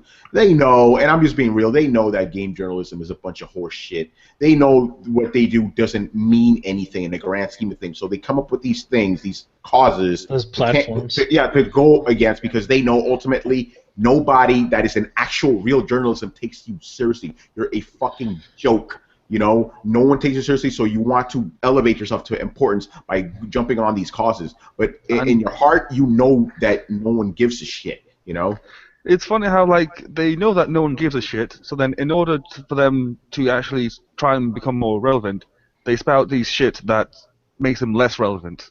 Yeah, and makes gaming look worse. So I'm like, wait, they dig themselves a hole while they were trying to build a building. Yeah, you're right about that. They're building a building in reverse. It's an underground building. If you want to say that video game journalism is a thing, then actually do good things with it. Use your platform for actual uses instead of just bitching all the time. How about if you want a variety? Why don't you try to get more women into computer science? How about that? How about using $158,000 to encourage women to go learn programming? or something like that. No, but she can't do that because she makes way more money demonizing the gaming industry. Dude, launch a Kickstarter that makes a game that tells a strong, empowering story to women, and all the women in it look completely realistic, down to the fact that there's some really unattractive women in there. There'll be no killing in the game. Everybody will feel good about it. You can launch it on Kickstarter, get all that she who shall not be named money, and then watch it sell 4 copies. Yes. Like you can get all that together, and you will still not sell half as many copies as Honey Pop. You know why? Because people don't care. You care. You can make a game for the people who you got. And that's the sad, hard truth that a lot of people need to fucking learn, that I honestly, along with a lot of other PC gamers, have fucking accepted. Like, I like Space Engineers. I like building games. I like RTSs. I like your classic, gather, build, explore, destroy kind of games. Those aren't now. So you know what you do? You get yourself in a tight little community. You wait for those games that pander to you, and you try and support them and evangelize them as much as you fucking can. And you're happy for what you fucking get instead of wanting the whole goddamn pie. That's what you do. Bastards. All right. Fuck. All right. Let's move on to some gaming news. First one is this one is very interesting, but it seems to be the thing now. The big one. Everybody got mad over this. Project Cars has been delayed. Oh no! Oh yeah, it was delayed until May. Oh, Kind of man. sucks, you know. Yeah, I was going to fight Charles about who's going to do the review, so now I have to fight him like next year instead, or next month. Sorry. Yeah, next month. You should do the review, man. You've been hyping up this thing, but no, obviously we're not that one. The big one is Uncharted getting delayed till spring 2016. And the reason I want to talk about this is because we talked about this in the chat. Like, hey, what does Sony have? Coming this fall to counter Microsoft having Halo, having Forza, having fucking Rise of Tomb Raider. We couldn't come up with an answer. Like, what does Sony have? I'm like, this is kind of bad. Like, and it was already bad enough that they only have one game to counter them. Now they have nothing. That's I don't. They better whip out some shit at E3, man. That's all I'm saying. So yeah. I mean, you don't want to compete with Xbox and Forza. I mean, you can't. It's got such a brand name that it's. No, but my point is, like, Sony doesn't have any big exclusives. That's good. Like, hey, I don't need to buy the console for this. I don't think they're selling a lot of exclusives for a racing game that isn't Forza. I honestly think, from a marketing standpoint, their best point of view would probably be to let Forza come out, let people get tired of Forza, and then. What about Halo? What about Halo? What about that? What does Sony have to counter that? I honestly don't know. That's what I'm saying. No one knows. They don't have anything. I mean, they wanted Killzone to be that thing, but it's not. They know Killzone coming out this year. Yeah. Yeah. Yeah, I mean, we'll talk about this a little bit later, but yeah, it's kind of bad. It's not bad because obviously you want the game to be polished. You don't want a fucked up game. We've had enough of that. We don't need another Assassin's Creed Unity on our hands, But yeah, that's the thing. I'm like, what does Sony have now for the fall? I don't know. I'm guessing E3 will find out because they must announce something. Like, there's no way. We'll find out that everything. We'll find out every other game has also been delayed too. Yeah, right. So they don't need to worry. I would be surprised if yeah, but the thing is, like, do you think they'll have something big to announce at E3? Because if something big was coming, it would have already been in development, wouldn't it? Or is it in development now? No Man's Sky is coming out by the end of the year, supposedly. Yeah, that is. I don't know if that's gonna be big enough to sell consoles. It's already fucking huge. No, do you think it's gonna sell consoles though? Yeah, I think that's the better question. Like, what system sellers does it have? And that No Man's Sky will be a system seller.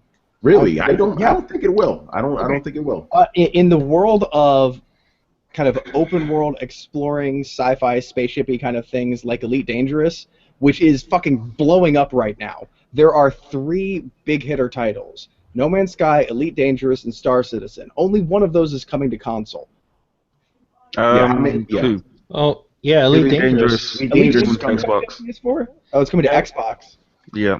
Xbox counts, Brett. Xbox counts. I did hear that people were saying that it was coming to PS4, but then other sides have been saying that it's not coming to PS4. So I don't know on which side of the fence it is. But on the website, it doesn't say PS4. So for the time being, I'm going to stick with Xbox only. Exactly. If you're on the other Zinc side of the fence, it's probably that it's going to run on DirectX 12 and be the greatest thing since sliced bread. Yeah, speaking about guys on that side, they're probably like celebrating. Like I joked about, like the Xbox guys are celebrating. Oh yeah, that's it. They have nothing this fall. All this shit. I know it's stupid. It's like I don't need to celebrate. I have an Xbox. I mean, I'll be happy in the fall. But I'm not gloating. Yeah, I like what somebody said to me. It's like, hey man, that shit don't matter. We got Metal Gear coming. I'm like, but that's multi-platform. Goes, it doesn't matter. That's gonna be a Sony system seller. I'm like, okay. In a weird sort of way, it kind of. If you looked at the numbers of the past, a lot of the past Metal Gear games, they usually wind up doing a little bit better on the PlayStation ones because it's just kind of seen as a PlayStation game. Yeah. Even if it was on an Xbox, it did well on the. But you didn't see the sales charts for Konami? They like released them like around February, and the PlayStation family like destroyed. How? Yeah, really? Like, yeah, like both PS3 and PS4 accounted for like something like 60 or 70% of all sales, or something dumb like that. Okay, so I guess in a and weirdo. PC accounted for 10% of all sales, beating their Xbox One. So yeah, so there you go. PC is more viable than Xbox One for Konami. So for all you guys saying that PCs don't sell as much as consoles, there you go. That's it. There was some fun mods of Ground Zeroes on PC, man. Yeah. Some hilarious mods. That's why it sells. Where they literally swapped out like Hideo Kojima with Snake. No, my favorite was the Big Boss pigeons. yeah. Oh yeah. That had to be The funny thing is that the animations actually synced up. So, like his legs were all bent backwards and his arms were flapping. I'm like, that's perfect. Yeah, they also replaced all the rats with Hideo Kojima's. So like there's like they have that shot where his Skullface is walking in, and then you just see all these Kojima guys kind of like waggling around on the ground. I'm like, oh my god, they're the rats. Oh man, so yeah, I guess the only thing it'll have is Metal Gear, which is weird because that's coming out on Xbox as well. But if these numbers are correct, I guess that is kind of an exclusive in a weird way, But yeah, that's crazy, and this is the second year in a row, kind of, because last year Sony didn't have anything but like Drive Club, Look how well that did in the beginning, Are we not going to talk about Bloodborne though? Bloodborne's this month. I'm talking about the fall. Yeah, I know, but what does Microsoft have to combat Bloodborne? No, anything. A game called Bloodyborn. Yeah. Bloodyborn. Bloodyborn. No. As far as merch goes, I mean. Bloodraborn. I'm serious about this. Like, how big a following does the Souls series have? Like, it's a fucking heavy hitter these days, and the fact that Microsoft isn't having access to it. Oh shit! You just gave me. You just gave me an idea. A bundle in the fall with Bloodborne. They could like repackage it again or something like that, right? What about that? Yeah. I guess I could work. could totally do that. Sorry, I had to cut you off, Brian. Go ahead. Damn it! I was about to say, like, isn't Dark Souls 2 coming out this year? Like, for PS4 and Xbox? Well, yeah, it's next gen, but what that? It goes back to HD releases, man. No, you just say no. Hey, listen, The Last of Us sold like almost like 1.5 million of but that was that was Last of Us. This is fucking Bandai's cash cow. They turned Dark Souls into a cash grab. Okay. I'm not endorsing that shit. Okay, fair enough. Although Last of Us did do the fucking animations, so shame on them. Paying for animations. Shame on them. Can I just interject real quickly and show you the pie chart of Konami's thing? So holy shit! All right, Brian, read it off for the people who are listening. For those listening, it's basically like a pie chart of 2015 earnings or sales based on platforms. PS3 is 35%, PS4 20%, Wii is 2%, Xbox One 6%, Xbox 360 11%, PC 10%, 3DS is 4%, others are 3%. Vita is 6%. I find it funny that is 3%. I find it funny that the PS Vita is the same as Xbox One. Yeah. So at least PSP has more than PSP is on that fucking pie chart. I'm surprised by that. I'm just gonna point that out. You know. Wow. PSP has a higher percentage than the Wii. So yeah, Metal Gear will obviously sell a hell of a lot more on PS4 then, and you know they're probably gonna bundle the shit out. They already have Oh, bundles, yeah. so you know that's gonna happen. They're Bundle. gonna make that a PS4. Bundle. They're gonna make that a PS4 exclusive. Yeah, well, it's funny Bundle. if you were paying attention to the producer of Metal Gear, like he's been like, you know, people have been asking, he's been kind of being open with the public. He's like, you know, they've like, okay, so is this thing coming over? And he's like, well, this is not coming over, but if you keep asking Sony, maybe they'll do it. Yeah. Because everybody wants that red PlayStation 4. Yo, man, bring that shit, man. Ooh, they will sell a whole bunch of those. I want a red PlayStation 4. Yeah. But I'll tie this into our last story. But so let's move on to the next one here. Okay. If you guys remember, this is going back to when the show was called The Throwdown. The Throwdown. Because we're just Throwdown now. And people got mad at me over saying the most obvious thing. Titanfall 2 is coming to PS4. Duh. We all knew that was going to happen. It was made official today. Come on. Why? Listen. Does this surprise anybody? Why would this even surprise? No, people are mad. Some Xbox guys are pissed. I'm like, why are you so surprised? Because I don't get shitty. When Titanfall, the original Titanfall was first announced, it was like, yup, we're coming to everything. Remember, they pretty much said that. And then a couple months later, like, okay, we're exclusive now. And you know, people were like, wait, it was supposed to come out for everything. What are you talking about? But then, you know, this is just like Mass Effect situation. Like Mass Effect 2, you knew it was coming to PS4, PS3. Same thing with this. Respawn always wanted this game to be everywhere. So now it's happening, just like everybody with a brain knew it was going to happen. You know, this shouldn't surprise anyone. But it is interesting because for a time this was the Xbox system seller. Now it's no longer exclusive. So in that, it's interesting, but it's not surprising. It should. It's also for the smartest move they could do. I mean, again, Xbox does not have the same hold as PlayStation or Sony's products, so that's why they would probably be like, all right, we're not doing this exclusive thing again. Yeah, because think about it. You're going to have an exclusive for a system that has 10 million or less, apparently. Go here, because, again, Microsoft doesn't give the numbers. Let's just say they have 10 million out there, and you're going to exclude the one that has more than 20 million. That's stupid. As a business standpoint, that's just dumb. So this makes sense that they would do that, you know? Money, you know? Simple as that. The great decider. Oh, wait, here we go. They want that cash, man. EA wants all of the money. You know? Yeah, exactly. I don't even know Especially EA. Exactly. Come on, EA, man. They ain't giving up that money. I don't know how much more there is more to say about this. It's like, yeah, this is fucking obvious. Everybody's going to play Titanfall. There was the quote, I can't remember his name, but like one of the guys, he made a quote saying that he had seen Evolve's DLC approach and he was very interested in it. Yes, because the way they do it is, how do they do it exactly? They just have it like free to everyone, basically, like the maps and stuff. Something along those lines. It's basically a cash grab in your pocket. It's basically them saying that they want to dig around more in your pocket than. Oh wait, that's right. Evolve had that. Yeah, Evolve had that stupid thing and whatnot, and I'm just not happy about that because. Yeah, that actually is that. But again, EA, cha-ching. And especially like multiplayer only, like, Yeah. That means the Ultra Edition of Titanfall 2 will be like $140 with the DLC. Here's my question with a multiplayer game like Evolve. So you buy Evolve and you buy a bunch of the DLC that comes with it. What are you promised? Are you promised a working game? What happens if you can't find matchmaking? Quit playing. How long do you get to play this online game before they shut down the servers? Like, what is the contract that you're signing? That's your problem, not their problem.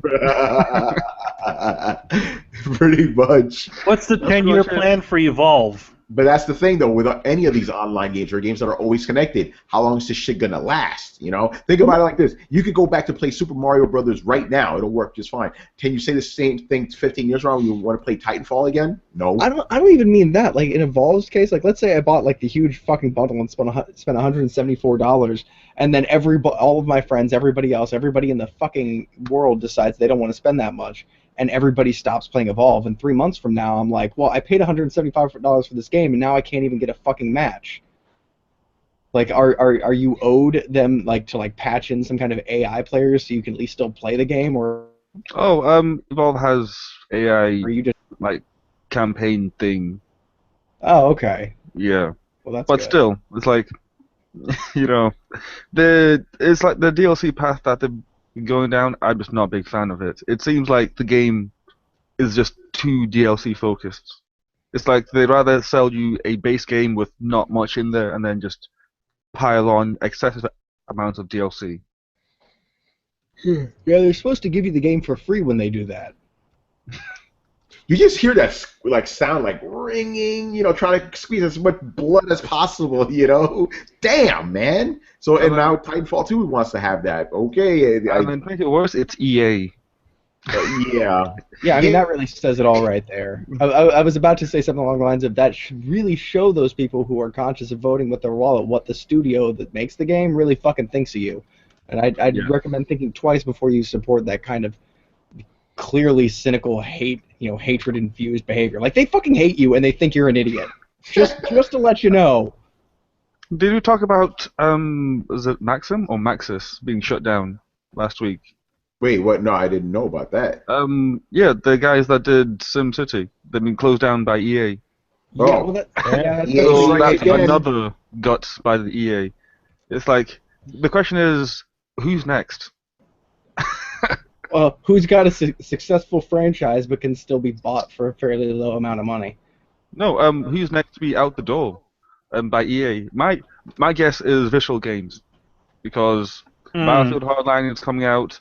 It may not do as good numbers, and EA may just say, "Look, guys, boom, you're gone." Because Dead Space is pretty much dead in the water right now, and It's in a dead space. It's in dead space. Why are these idiots throwing me in the middle of a conversation? On Twitter right now, these idiots just threw me in the middle of a conversation. It's like, I'm trying to do a show here. It's about FPD numbers. But not everybody has a 3DS. Everybody has a 3DS now. I don't got one. 3DS. Everybody, yeah. I don't have one. Oh, you don't have one? You had one, though. I don't have one. I don't have one. I don't have one. All right, there you go. Okay, so for you listening, there you go. Anyway, long story short, EA And one wants more your money, and they're willing to gut you for it. And yep, pretty much. So Titanfall. it's only a matter of time before Visual Games goes down, and even Respawn will go down eventually in time. Man, if BioWare goes down, I'm pissed. I was just about to say, the only one that seems to be above is BioWare. Oh yeah, no, they're gonna already shipped BioWare once with BioShock 2. Like the death blow is coming. BioShock 2 was in BioWare. BioShock 2? BioShock 2 was not BioWare. Yeah, no, it was EA. It was EA puppeting around the rights of BioWare like some kind of weird marionette. Are you sure? I thought that was 2K that did BioShock. No, what he's saying is they just gave it to another studio. They were trying to see if someone else could do it. Oh, okay. I got you. Just gotta get our facts right here. Anyway, let's go on to the fucking MPDs already, because we're alluding to them. Yeah, MPDs came out, and where to start? Because I'm gonna start with the PS4 stuff. I'll save the big stuff for later. This is why maybe Sony shouldn't worry too much about the holidays. For the second month in a row, the Xbox has been $50 lower than the PS4, and PS4 still outsold it by a lot. So we don't know the numbers. We don't know the numbers, but they did outsell them. Again. They say they outsold them. Well, people say they outsold them until I see the numbers. Yeah. That's a fair assessment. That's a fair assessment. Until I see the numbers, I'm not going to say anything about it because again, it's the same thing I said with Microsoft. Okay, let's say it like this. Until I see the numbers, I'm not going to say anything. According to NPD, let's keep it like that. According to NPD, this PS4 was the best-selling home console out there. The best-selling console was the 3DS. Kind of for no surprise here, the number 1 game was Majora's Mask, and the number 10 game Super Smash Bros. No. The number 10 game was Monster Hunter. So Nintendo bookended the month, like they sold everything. Yeah, surprise! By fucking selling an old game again. Yeah, 2 old games. Monster Hunter is a remake too, man. Oh yeah, is that? Oh, yeah, a rehash. Fucking great. Yeah, way to cap the sales for not doing anything, Nintendo. Just keep milking that lifeblood out of the. I swear to God, your fan base is like a Michael Jackson fan base. Wait, Brian, I see what you're talking about. This is weird. Okay, so 3DS sold 395K. Xbox sold 276K. Wii U sold 94K. PS4 best-selling home console. Where the fuck are the numbers? Yeah. What the fuck? And Sony's in this generation, Sony's been whipping their dick out like, here's our numbers, man. So then I expected them to say, okay, so they'll say how many, and I expected there to be like maybe like 330,000 or something like that, but there's no numbers. I'm like, so what? It could technically be 277,000, and they still beat the Xbox. Exactly. We don't know. My guess or my assumption is that they banked on the order doing a lot better than it didn't do. So then, because of that, they're not releasing because shareholders and whatnot. By the way, the order is actually the number 9 game. Everybody thought it wasn't even going to be on here. It actually did. It sold like, I forgot how many, like 400,000 with it in 8 days, which is okay. But yeah, they probably expected a million or two. Yeah, you know? it's right behind Minecraft, Tony. What happened? I said it's right behind Minecraft. Yeah, well, it's Minecraft, so look at that, you know. No, Minecraft is behind Dragon Ball Z. Like I said, I'm surprised it's even under. I didn't think the order was even going to make it in the top 10. I'm surprised by that. I'm surprised. Here's the one that shocked me: Dying Light. I didn't think anybody was playing this game. Like, that's fucking cool, you know. Call of Duty, of course. NBA, okay, whatever. Dragon Ball Z. Can I just point out like 2 mistakes here? I don't know if this was because Rich just wrote it wrong, or the source had it wrong. But Dragon Ball Z Xenoverse, that's on PC as well, and so is NBA 2K15. All right, so, Brian, you would know that, wouldn't you? Yeah, just thought. And also Minecraft as well is on PC. How the hell can I forget that? But that game's on everything apart from the Wii. Yeah. So let me just rattle them off real quick. Number 10, Monster Hunter 4. Number 9, The Order. Number 8, Minecraft. Number 7, Dragon Ball Z. Number 6, NBA 2K. Number 5, Grand Theft Auto 5. Call of Duty's number 4. Dying Light's number 3. Evolve's number 2. And number 1, Legend of Zelda Majora's Mask. So yeah, Nintendo, they did great. What's the number here? Let me go. So the 3DS, because of the new 3DS XL, they brought in 130% increase over the previous XL model. Just damn good, you know, for Nintendo right there. That's fucking nuts. What do you guys think is some of this more significant stuff from all this? I still Call of Duty's up there. That's annoying, but that's it still sells. It's good that it sells. It shows that people are interested in gaming. Okay, so it's a win for gaming, but it's a loss for actual good games, in my opinion. So. Well, I'm glad it's Call of Duty Advanced Warfare, now Call of Duty Ghosts. It's like, really, again, guys? But still, Dying Light, that's actually like that's one of those situations. That's actually pretty fucking amazing, you know? You know what I'm noticing is Legend of Zelda, Call of Duty, Grand Theft Auto, Dragon Ball, Minecraft, Monster Hunter. These are all either games that have they've had a previous iteration or they're old games. Like, the one thing that I'm really noticing is a good quality game really does tend to stick around and sell well even years later, which strikes me as weird considering that lately developers seem to be going for the whole. I'm talking to you, Ubisoft. Seem to be going for the whole like grab as much money for the first few weeks as possible and then fucking ditch the game and work on something else. Like, quality really does have an impact on long-term sales, and I'm surprised that more game companies don't cater to that. You know, because they want the quick bucks. You know, they don't see long-term; they see short-term. Yeah, but the long-term is clearly has a pretty good fucking profit margin. Yeah, but again, these companies don't think that far. They can't see more than 5 feet in front of them, dude. That's the problem. Yeah, they'd rather have all the money from one game than most of the money from 10 games. Even though that most money from 10 games is technically more than all the money from one game. Even if you make one good game like Grand Theft Auto that continues to monetize itself for years on end, that could help fund your development cycle for years on end. You don't need to pump out 10 crappy games and then hope 12 people buy each game. Like, make a really good game that'll hold up to, stand the test of time a little bit. That's hard, though, You could try to make a great game and people may not buy it, That's the problem. I mean, it's easy to say, go make a good game. Yeah, Make a good game. Okay, maybe saying go make a good game isn't really what I'm saying. I'm looking at Ubisoft again and saying, stop taking fucking shortcuts. I would say to Ubisoft, give it some time. Let your games breathe. Yeah, exactly. Let it You breathe, don't man. need to release an Assassin's Creed every year. It's not Madden. Yeah, but it is now. Yeah, it It is. is now. It Victory's is gonna now. come out and forget about Unity. It's like, oh, don't worry, that was broken. Yeah, That's I true. like the way they just pulled everything off of that one. They're like, oh yeah, the DLC's free and everything. It's all good. Everything's free now. They fucked up. What do we think about the fact that the PS4 outsold the Xbox again, even though the Xbox is cheaper? Is this news? Didn't care before, Yeah. didn't care No. after. I just find it interesting. I'm like, wait, the system that's cheaper, it's not selling. Even though Dude, they're here's the comparable. thing. This is what I call the Metallica syndrome. Yeah, it is. Metallica doesn't need to make good music in order to sell albums. Yeah, because think about it, dude. You're right. The PS4 at this point is just writing off its name now. Exactly.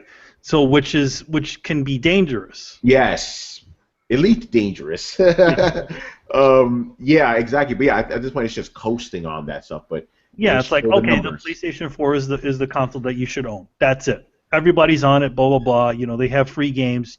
That's what's going there. And I just think it can be a little bit dangerous when you have a situation like that where it's just in the culture that this is the console. This is a video game console. It's like how when you were a kid. Your mom says, "Oh yeah, you can't, turn your Nintendo off," and it's a Genesis, because Nintendo it's is all just the thought same. of as the console. It's Nintendo. Yeah. I think the 3DS surge, like they shouldn't be bragging about it because they set up a scenario where the new XL was gonna sell, right? They're like, oh, we put a new chip in there, and we got these titles coming that you want, and guess what? It's only gonna work on this, and then put out Majora's Mask with it, and then go, hey, look at that! It sold really well. It's like, no shit. You set it up. You stacked the deck to win that. So of course. Oh Yeah. man, and those Companies do amigos, son. Yeah, Chris. I didn't think about it. You're right. They set it up to win because you know how the Nintendo guys are. They're hungry for that shit. Waiting. Maybe Nintendo can talk Square Enix into releasing Final Fantasy VII again. Wait, why would they? Because that's what Nintendo's good at. Nah. Nintendo. Yeah, that's weird. Wait, how did Nintendo release this old ass game? Yeah, fucking. Yeah. I don't. Square Enix Because can't they're do a fucking Final Fantasy. Nintendo, and nobody, like I said, it's like Michael Jackson's fan base. They don't care. Nintendo can dangle a baby out of a window. Nobody cares. Yeah, think about it. Majora's Mask is older than Final Fantasy VII, like maybe by a year or two, right? They put that shit out there, Square Enix, like, nah, it's gonna take 20 years to do this. Like, okay, I'm not exaggerating by that number, by the way. They Well, the literally thing said is 20 that years. you also got to understand is also Nintendo's. They took the easy way out. They didn't make a real HD version of that That game. is true. They made it on 3DS. That's not. They made a 3DS version, which they only needed only needed to do some improvements, not all improvements. So Exactly. Right. Yeah, I guess you could have worked harder to make the Wii U sell better and put it on there. Put it on a console, considering it was on a home console originally. That would have made more sense. But but here's the thing, though. Let's be honest. There are way more 3DSs out there than Wii U's. Oh, sure. No, but I'm saying if you're going to remake this game, this is not new Zelda. This is old Zelda, right? Yeah. It's like, it's still a good game, but your home console is selling like shit. Wouldn't you put it on there? You're going to have that's a also Zelda. true. Yeah. Well, no. Let's be real. The new Zelda ain't going to come out this year. Let's be real. Yeah, it's funny because they were like, I don't care what they say. the reports are like, oh yeah, with the new Zelda coming out this year, the Majora's Mask is going to boost it. It's like that game's not coming out this year. I'm sorry. People forget history. That Zelda has always been delayed on the console. Always. Only the handheld ones have come out on time. Yeah, exactly. What if it does though? Because I know a place where you can get a whole bunch of crows to eat. I will pile them up. I will deep fry them and eat them here in front of everyone. Listen, the moon will crash into Earth before that shit happens. Come on now. Just like in Majora's Mask. There you go. If that happens, that the moon will crash into Earth, and that's what will happen. And just for semantics' sake, you mean the end of the fiscal year or end of the calendar year? Calendar. They said Calendar. it's going to be That's out. I'm assuming they think Black Friday they got it sealed up, right? They're just gonna go nailed it, Zelda. They're gonna So that's high-five what's each gonna other. happen. That's what's gonna happen. Fucking Nintendo's gonna beat Sony, right? Because they're gonna have the new Zelda and stuff. The Wii U's gonna sell like 50 million consoles and stuff. That's what they're hoping In one can happen. day. In one day. And like, didn't they say that the new Star Fox was coming out before Zelda or something like that? Yeah, we'll see about Yeah, we'll that. see about that. Officially a game we've never actually seen. I like how even they tease Miyamoto in the damn video about it. It's like, so hey, how's that Star Fox coming? Yeah, it's not ready to be shown yet. Yeah. You know, There's an ambiguous picture of him in front of that TV, and then all we got for Zelda was him and Aonuma sitting in front of a TV with Zelda playing behind them. That's all we got. And I'm looking, I'm squinting. I'm like, it looks cool, but why don't you put on the full screen? There's editing, you know. Yo man, that game looks amazing on your screen while we're watching through another screen. Oh, by the way, you know, going back to the first thing I brought up, I asked Hip Hop. I'm like, hey, dude, does your TV look better than that movie? She's like, hell yeah, son. You know this. I also asked him, because I asked him, you know, how his son was, and I was like, hey, are you and your son going to have, like, debates over who has the better TV? He goes, ain't no debate. I'm going to beat him. Like, you going to beat a little 7-year-old? Didn't we predict that one? We did, and he said exactly what we said. Yo, I'm going to beat him, son. You know that. Exactly. So, Like, there you it's go. like, I bought that TV, but I still beat He knows the battle's going to happen. Daddy, on my TV? It's like, on your TV, I laugh at your TV. I bought you the cheap shit because I ain't going to spend that money on you. On my TV. So yeah. I'll buy this nice TV. You can have mine. I'm taking this one. Oh, man. All right, anything else about MPDs? I think we pretty much covered it. Very interesting. Don't care. Make games. Shut up. And we'll talk. Play games. And we will talk to you about MPDs next month and every other month. Games are selling, which is always a good thing. You know, the game industry is moving, which is good. Yes, that's very, very good thing. All right. Okay, so let's get to it. Let's announce our contest winner here. I hope you guys have been listening this entire time. So the winner of the contest, and the question was, when did Sword of the Berserk come out, and who made it? And this guy hit both of them. He hit, you know, what years they came out, because it came out in Japan first. And they had two different developers. I mean, not developers, they had the same developer, but two different publishers, because Eidos here and ASC too, right? Was it Manny in Japan? Yeah, it was like ASC something to an II, it looked like, but it's two. Actually, shit, I should have probably done this beforehand. I'll do it now. Okay, so the winner is Oasis789. He's the one that gave us all that information in the contest. Here's the thing. I've never seen you before, dude, like in the comments or on Twitter or nothing. So please get on Twitter, hit me up at RomUdeath, and, you know, I'll give you your code and stuff. Yeah. That's if you're in the United States. If you're not in the United States, if you're not an American, we will send you the shit we're gonna send you. Yeah, we got you. I got a couple of prints, a Metal Gear print and a Republic print that looks pretty cool. Yeah, I really wish I would have brought this up beforehand, because actually I can't do it right now. But pull up the YouTube from last episode, because I want to give those guys some shout outs, because Carlos was there, a couple other guys and stuff. Yeah, so there you go. So yeah, hit me up on Twitter at RomUdeath, and if you're a foreigner, we will send you shit. Either way, hit me up. We will send you some wonderful prints. Then if you don't like Republic or Metal Gear, then I don't got you. Sorry. Hold on. We got a cat on screen. Yep, we got a podcat. Yes, we got a podcat. I was looking at my background. Yeah. No, we got a cat. Malcolm. Hello, Malcolm. Say hello, Malcolm. Does he sound like Malcolm McDowell? Yes, I'm Malcolm McDowell. Oh, man. All right, we'll give those guys shout-outs next time. But yeah, Oasis789, hit me up, please. Hit me up. Yeah. Oh, I wanted to point out. You got it, Chris? Oh, go ahead. Point out. No, I wanted to point out something back when I'm looking at the top list. Oh, yeah. On the NPD stuff.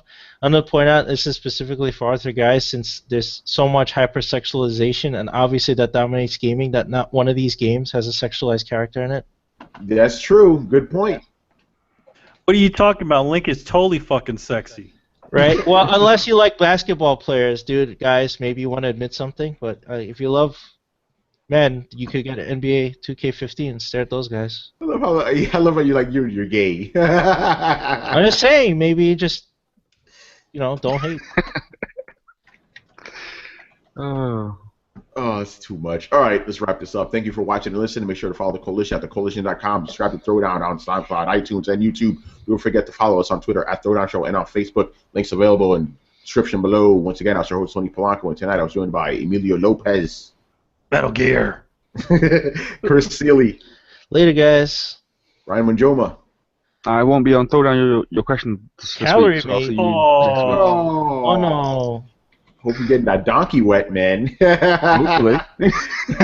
My man. All right. And, of course, Brett Murdoch.